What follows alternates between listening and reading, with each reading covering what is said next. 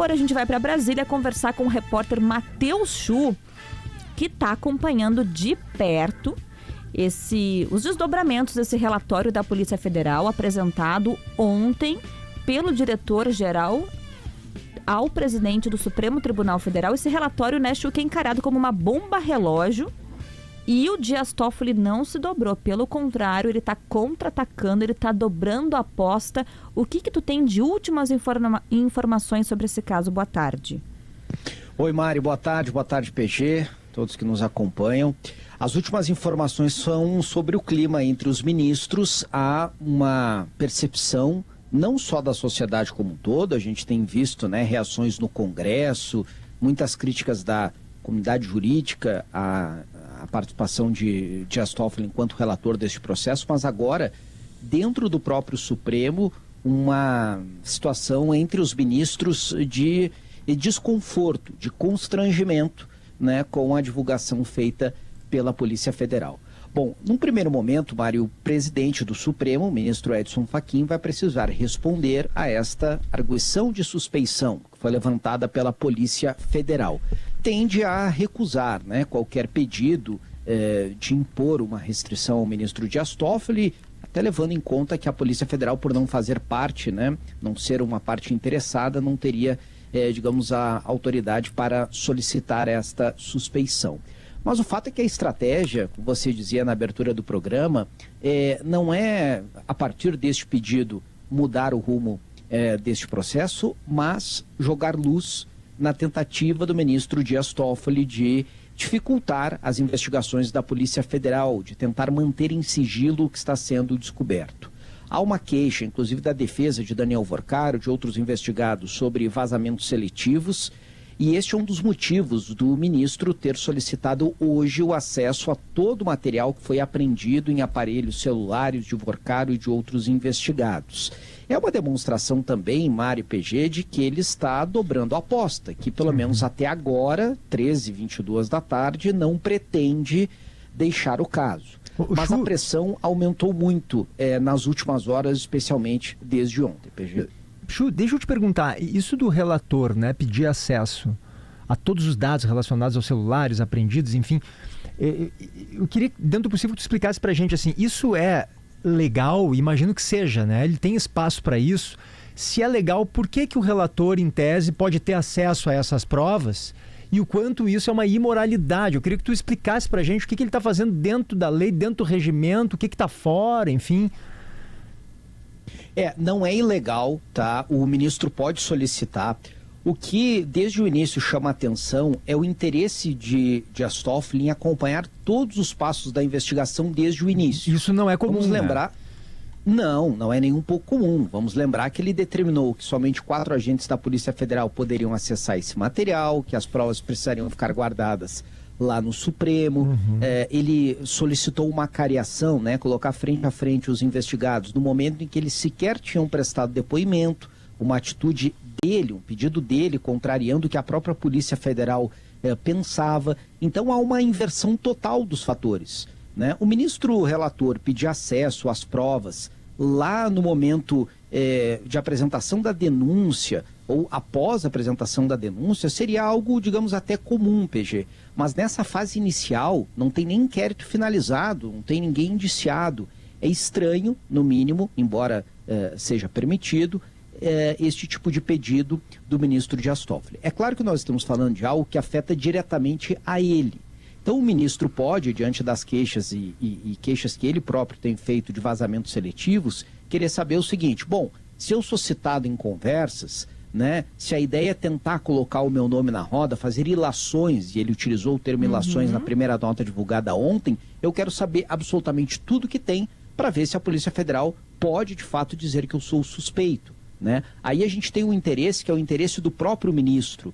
Isso é um problema, porque desde o início da iniciativa dele lá de trazer o caso para o Supremo Tribunal Federal, ficar como relator, há uma ideia de que ele está tentando se proteger, né? Assim como em Porto Alegre, em Brasília está chovendo e relampeando. Deu para ouvir. Acabou de cair um raio. Então ele dá a ideia de que está tentando se proteger mais do que garantir uma liberdade total para o andamento da investigação. Poderia acontecer, por exemplo, PG e Mari, colocando aqui uma situação totalmente hipotética, da Polícia Federal estar sendo pressionada politicamente por senadores, deputados, pelo próprio presidente da República, digamos. E daí o ministro viria para dar este conforto para a Polícia Federal, a garantia de autonomia e dizer, não, eu estou cuidando do inquérito, investiguem à vontade que eu vou cuidar de tudo. Agora é o contrário, é o próprio ministro quem tenta monitorar, né, os passos da Polícia Federal.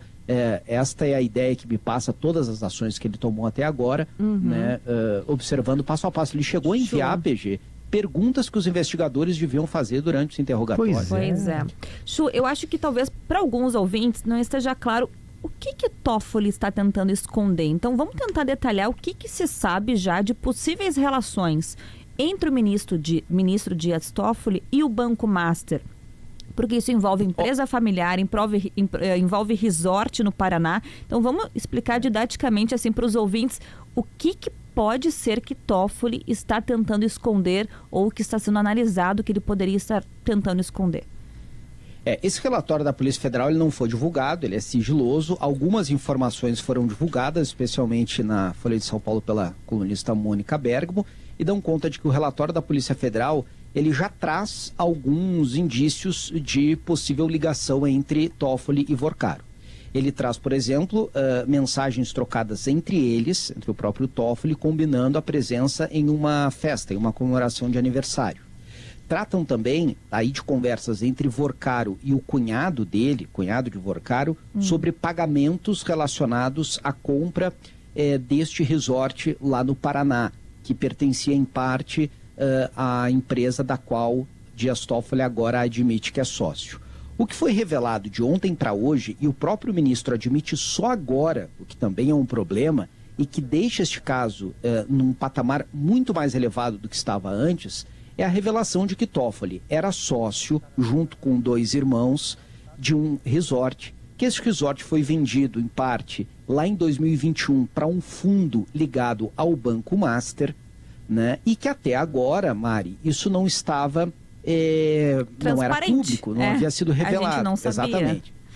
Então, o que eu tenho dito, pela manhã a gente estava comentando isso na rádio, é o seguinte: hoje a lei, a Constituição, a lei da magistratura, as duas permitem que os ministros do Supremo tenham, por exemplo, participação em um resort, em um negócio de hotelaria, tá? Desde que ele não seja o administrador deste negócio. Hoje é permitido isso em lei. Está se discutindo se no Código de Ética, de Conduta futuro isso pode ser proibido, mas hoje é permitido. O problema é vender este negócio para um fundo ligado a um banco que agora está sendo liquidado com uma dívida de 50 bilhões de reais ou mais e, por iniciativa do próprio ministro, trazer o caso para ser julgado por ele próprio, né? Para acompanhar todos os casos desta investigação. Isso deveria ser motivo lá na origem, primeiro para o ministro já deixar muito claras as relações que ele tinha. Se não teme nada, no momento em que o Master anunciou a liquidação, já poderia, é um homem público, o ministro do Supremo, ter emitido uma nota e relatado todas essas relações que teve lá atrás com este fundo, que na época talvez até operasse legalmente, o problema veio 4, 5 anos depois. E mais do que nunca não poderia ter assumido o caso, deveria ter se declarado suspeito, né? Não sei se é a opinião de vocês, mas isso me parece muito óbvio. Muito claro. Eu não me lembro, o caso chega para o Dias Toffoli através de sorteio, é isso? Não, há um pedido da defesa do banqueiro Daniel Vorcaro, em razão de nas investigações aparecer inicialmente a menção a um deputado federal, portanto com a prerrogativa de foro, aí Dias Toffoli dá uma decisão durante o plantão do judiciário. Isso é estranho. Isso é muito subindo estranho. Subindo o caso para o Supremo e digamos assim, assumindo, né? Eu acho boa que parte parte que eu queria entender melhor, desculpa até te interromper, Chu. Então, porque normalmente a relatoria, a gente que é mais leigo, enfim, mas que acompanha, é por sorteio. É que iria para a justiça comum, né, Chu, vai me corrigindo. E aí, como tinha um nome de um parlamentar citado, envolvido, a defesa pede que vá para o Supremo. Porque e tem aí, prerrogativa de foro. No plantão, numa decisão monocrática, o ministro Dias Toffoli fala, eu pego esse caso. Pode isso, então, Chu? Foi isso, né, Chu? Isso, sim, pode assim, né? Pode. Em tese... O que não pode?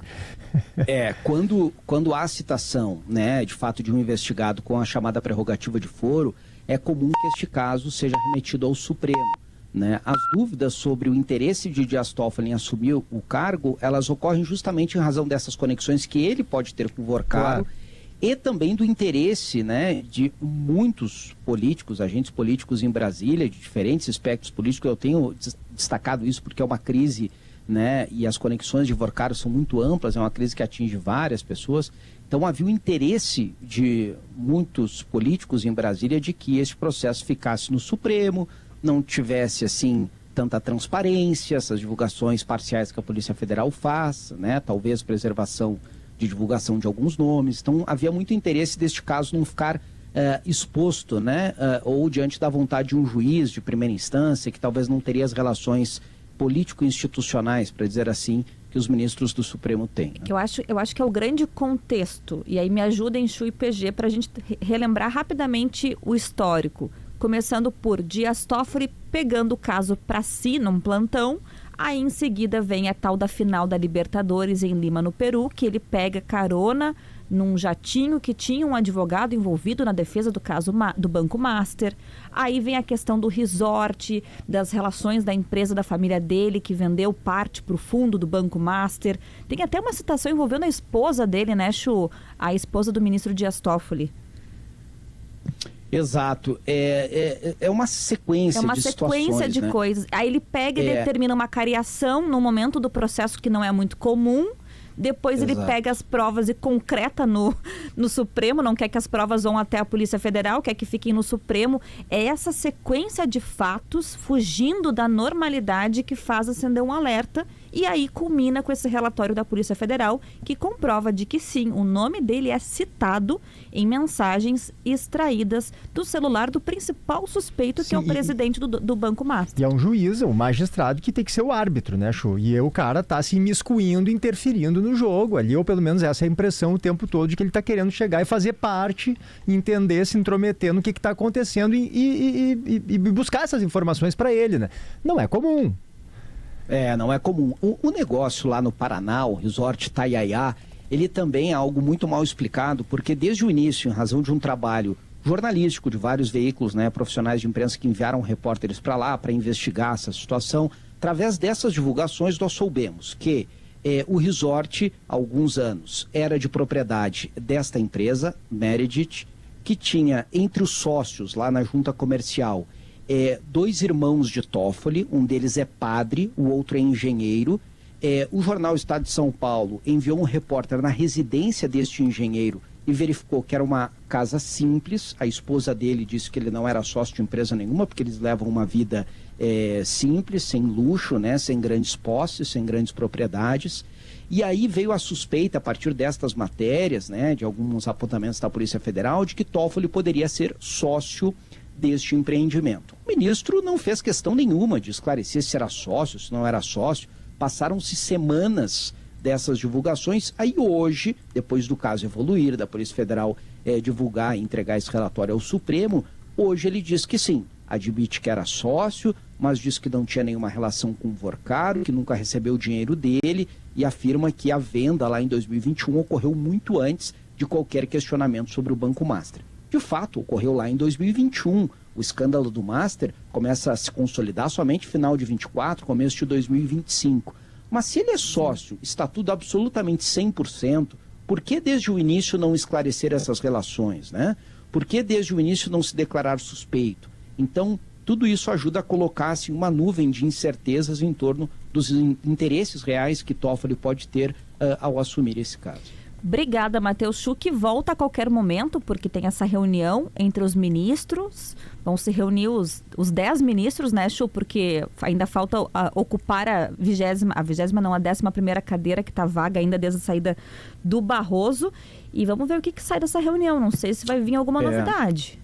Tem 2 ministros do Supremo que estão participando virtual hoje, Luiz Fux e André Mendonça. É possível que eles não participem da reunião.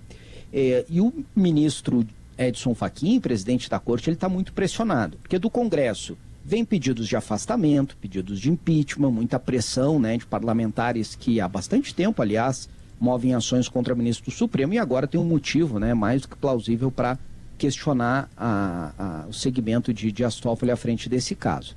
Tem pressão da Polícia Federal, né, um clima entre os ministros de muita desconfiança e de desconforto, porque, como a gente sabe, o Supremo está dividido na discussão de um código de ética e conduta, né? O presidente do Supremo, Edson Fachin, tem defendido, mas tem levado muitos recados aí dos colegas de corte. Então, enfim, vai ser uma reunião tensa. Vamos ver se ela vai sair com alguma definição. A tendência é o ministro Edson Fachin recusar essa arguição de suspeição da Polícia Federal, por não ser ela parte interessada, mas pelo menos uma nota de manifestação, uma tentativa de reduzir a temperatura deve vir ainda hoje.